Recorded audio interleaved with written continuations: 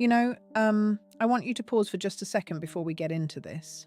I mean it. Put down whatever's in your hand, take a breath, and just be here with me for the next few minutes. Because what I'm about to walk you through, it genuinely has the power to flip upside down everything you think you know about what it means to be in your 70s or 80s. See, most of us have been handed this quiet, unspoken story about aging, this idea that once you cross into your seventh or eighth decade, you're supposed to be winding down, accepting things, managing what's left. And I have spent more than 30 years as a physician, working specifically in geriatric medicine and longevity, sitting face to face with patients in that exact age range. And I can tell you, with every bit of clinical certainty I have, that story is wrong. It is profoundly, measurably, scientifically wrong. Now, a few years back, the Mayo Clinic published findings from a 12-year study tracking adults between 70 and 85. And what they found was, honestly startling.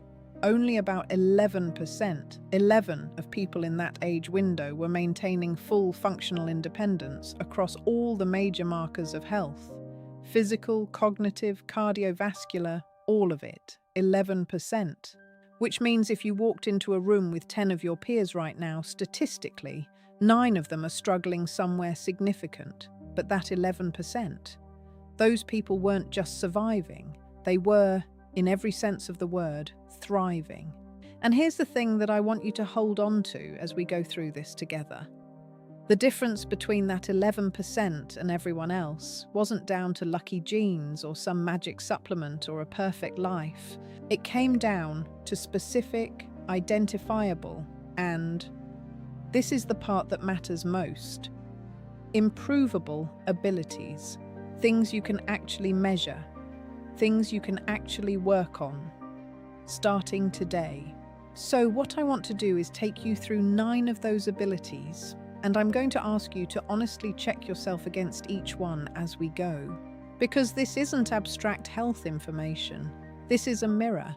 And for some of you watching right now, what you see in that mirror might genuinely surprise you in the best possible way. Let's start with something that sounds almost too simple to matter. Walking. Specifically, the ability to walk continuously for 30 minutes without stopping, without grabbing onto anything for support. Now, I know that might sound like a low bar, but the research tells a very different story. Researchers at the University of Pittsburgh found that walking speed alone predicted 10-year survival more accurately than many clinical tests. When you walk for 30 sustained minutes, your body isn't just burning calories, it's running a full diagnostic on itself. Your cardiovascular system, your musculoskeletal system, your neurological coordination, your lung function, they all have to work together.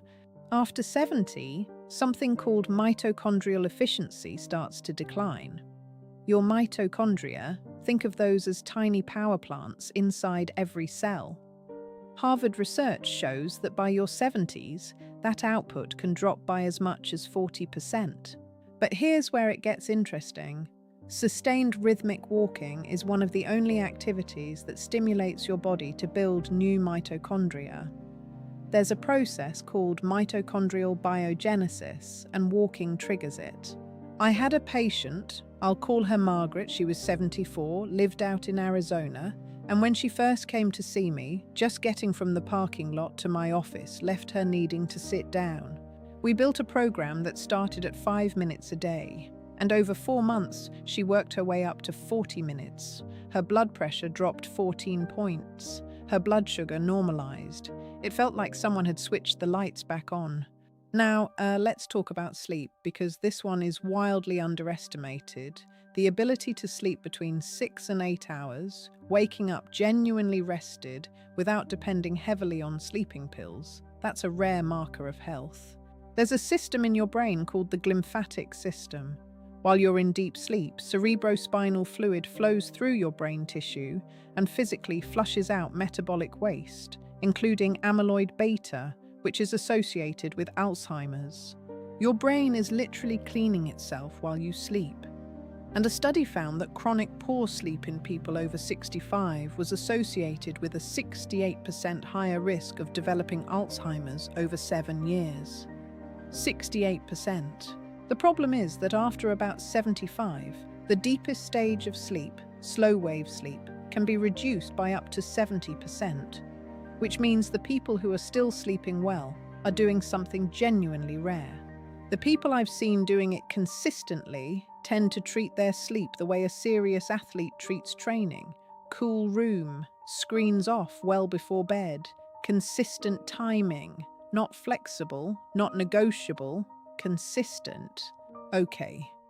Here's one that I want you to actually try right now, carefully, near a wall or a sturdy piece of furniture. The ability to stand on one leg for 10 seconds with your eyes open. I know, it sounds like gym class. But a 2022 study followed over 1,700 adults and found that people who couldn't hold that 10-second balance test had an 84% higher risk of death from any cause over the following 7 years. 84%. Balance is controlled by 3 separate systems: your vestibular system, your proprioceptive system, and your visual system. After 70, those 3 systems start losing their coordination with each other. Falls are the leading cause of injury death in older adults. But here is what the science also shows. Balance is trainable, even at 80. Research found that practices like Tai Chi and yoga reduced fall risk by up to 47%. Your nervous system hasn't given up on you. Now, this next one. This one surprises people because it doesn't sound clinical. But the science is more powerful than almost anything. The ability to maintain meaningful social connection, not just pleasantries, real reciprocal relationships. A study reviewed data from over 3 million adults and concluded that social isolation carries the same mortality risk as smoking 15 cigarettes a day. 15 cigarettes every single day, just from being alone. For older adults specifically, chronic isolation triggers a low-grade inflammatory state that researchers call inflammaging. A slow, persistent background inflammation that silently feeds heart disease, cognitive decline, and cancer. When you have strong relationships, your body produces higher levels of oxytocin, which actively suppresses those inflammatory pathways. The longest-running Harvard study found relationship quality was the strongest predictor of health, not cholesterol. Relationships. I had a patient, Robert, 78, who'd lost his wife and retreated from the world. Within 18 months, his blood pressure climbed, his memory slipped, and he lost muscle. We found him a community choir and a weekly card group. 1 year later, his blood pressure medication was cut by half.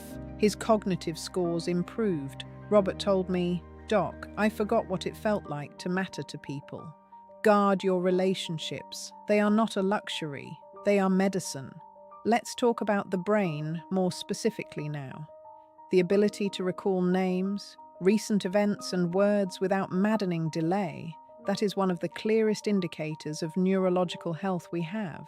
Some slowing is normal, but retrieval shouldn't fail systematically. The biology involves myelin. Think of it as the fast coating on your neural highways. After 70, it starts to thin. But research from Johns Hopkins shows cognitively active adults show measurably thicker grey matter. Your brain can grow at 75. If you can hold a complex conversation without losing your thread, remember the name of someone you met last week, recall what you did 2 days ago without struggling. You are operating with a level of cognitive vitality that is rare. Now here's one I want you to approach carefully. Please have someone nearby or be near a couch before you try this. The ability to get up from the floor to standing without using your hands or knees for support. This is the sitting rising test. Each point scored on this test was associated with a 21% reduction in all-cause mortality risk. Why? Because it requires everything: muscular strength, flexibility, motor coordination, and body composition. It's a full-body report card. After 60, you're losing 1 to 2% of your muscle mass every year. This is sarcopenia, but research shows that targeted resistance training, even in your 80s, can reverse that muscle loss within 8 to 12 weeks. Dorothy, 81, needed both hands to get out of a chair. After 14 weeks of chair squats and step practice, she got up from the floor using only one hand. She cried. She hadn't done that since her 60s. If you can do this, understand what that means. Let's talk about your heart. Specifically, a resting heart rate consistently below 65 beats per minute and a blood pressure consistently below 130/80. I call this the cardiovascular vitality signature. Think of it this way. Your cardiovascular system is like an irrigation network. The heart is the pump, the arteries are the pipes, and your organs are the gardens. A low resting heart rate means your heart is moving blood efficiently. It's a hallmark of strength. The good news is that aerobic exercise, a Mediterranean-style diet, and consistent stress reduction practices, including meditation, measurably improve these numbers even in people in their late 70s and early 80s. And now we get to the one that, after 30 years of clinical medicine, I believe may be the most powerful predictor of all. The ability to maintain a clear, compelling sense of purpose, a real reason to get out of bed every morning. The biology of purpose is robustly studied. People who scored highest on purpose in life scales had a 2.4 times lower risk of Alzheimer's, a 43% lower risk of stroke, and lived an average of 7 years longer. 7 additional years. The Blue Zones research found that every single one of those long-lived communities had a deeply embedded cultural concept of purpose. In Okinawa, they call it ikigai. In Nicoya, plan de vida. Different words, same idea. A reason to rise. Edward, 77, was a retired schoolteacher who felt invisible. His inflammatory markers climbed. He was sleeping 12 hours a day and still exhausted. We found him a volunteer tutoring program at a local middle school, 2 afternoons a week. Within 6 months, his inflammatory markers dropped. His sleep normalized. There was a light in his eyes. He said the kids called him Mr. E. That is medicine no pharmaceutical company can manufacture. That is the most powerful longevity intervention. We live in a culture that decided the decades after 70 are a period of retreat, of managing decline. And I am standing here to tell you that is not the truth. It is not even close to the truth. The pathway is not closed to you. Look at these 9 things. Walk, sleep, balance, connect. Keep your mind active, take care of your heart, find your reason. Share this with someone who needs to hear it. Drop a comment below. Your answer matters to me, and so do you.